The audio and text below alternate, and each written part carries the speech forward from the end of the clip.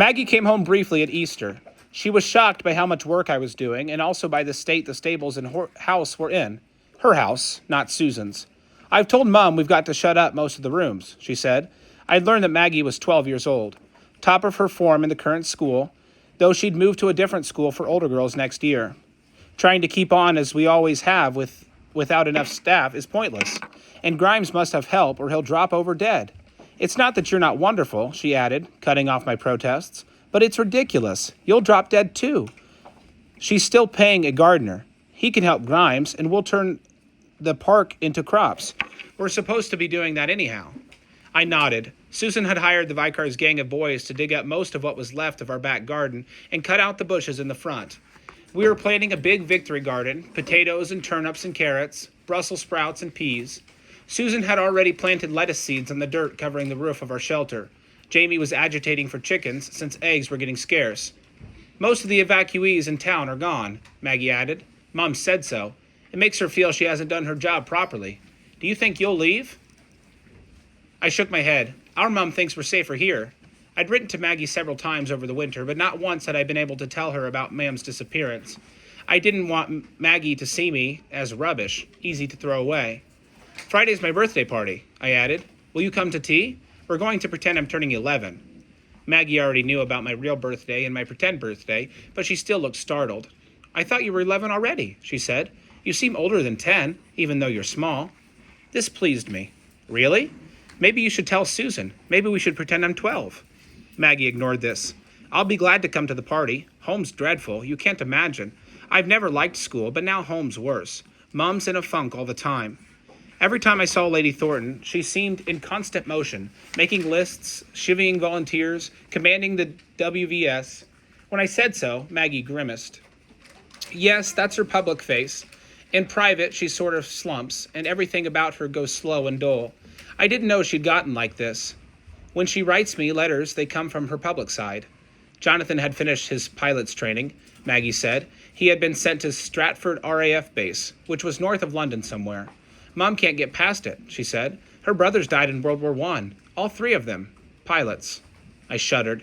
Maybe Jonathan should have gone into infantry. That's what Dad said, but Jonathan's like my uncles were, dead keen on flying. He always wanted to, even before the war.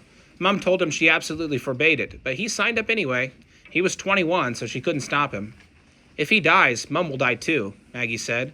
She had two other boys after Jonathan, before me. All of them, all three, were named after my dead uncles, and then the other two died of typhoid when they were very small. Then came me, a girl, therefore useless.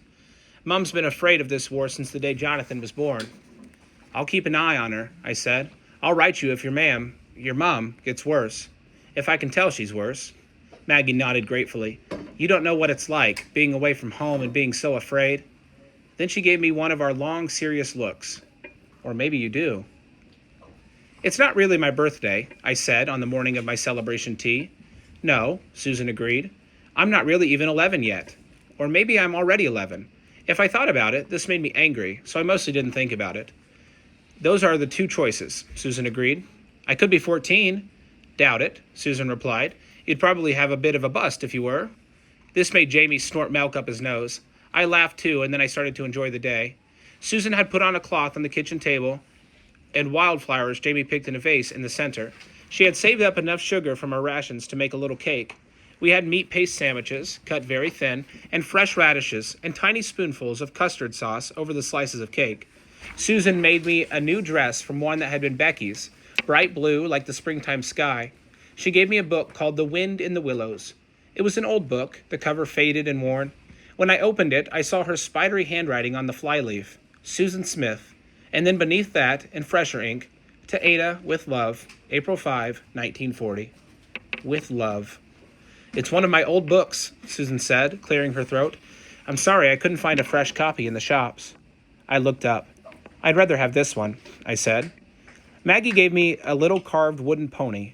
"It's silly. It came from our nursery," she said, "but I saw it the other day and I thought it looked like butter." It did look like butter. Butter in summer, sleek and trotting through grassy fields. That night, I put my new book on the shelf Susan had cleared for us in our bedroom. I put the pony on the windowsill so I could see him from the bed. I hung my dress in the wardrobe next to my other clothes. I had so much. I felt so sad. Early the next week, Hitler invaded Norway and Denmark. It felt like England had lost a battle, even though I'd never so much as heard of Norway or Denmark before. As spring continued, Germany took over Holland and Belgium as well. Winston Churchill became England's new prime minister. The war, which had begun to feel like memories of our flat in London, hazy and unreal, suddenly came into sharper focus. Susan had always listened to the news on the radio each evening, but now Jamie and I paid close attention too. There still weren't bombs in London or anywhere else, but the Germans were much nearer to England than they had been. Everyone thought we would be invaded next. The Air Force built pillboxes around our airfield to defend it. The government gave us 7 rules. 1. Do not waste food. 2. Do not talk to strangers. 3. Keep all information to yourself. 4. Always listen to government instructions and carry them out. 5. Report anything suspicious to the police. 6. Do not spread rumors. 7. Lock away anything that might help the enemy if we were invaded. Like what? Jamie asked. Guns? Yes, guns, Susan said. Lady Thornton, for example, her husband has a whole room full of guns for hunting game birds. She'll need to hide those away. We haven't got anything here the enemy would want, Susan continued. We don't have anything dangerous or valuable. You aren't to worry, she said. Even if the Germans do invade, they won't hurt children. They didn't hurt children in Norway or Holland. Somehow this didn't make us feel better at all. The rumor in the village was that Holland had been full of German spies sent in before the invasion to help it go smoothly. The spies were called fifth columnists. They didn't know why. Fresh posters went up on the wall by the station reminding us that England too might be full of spies. Loose lips sink ships, the poster said. 26 ships had been sunk in March, 10 in April. It was fewer ships than earlier because now fewer ships were trying to get through the German blockade.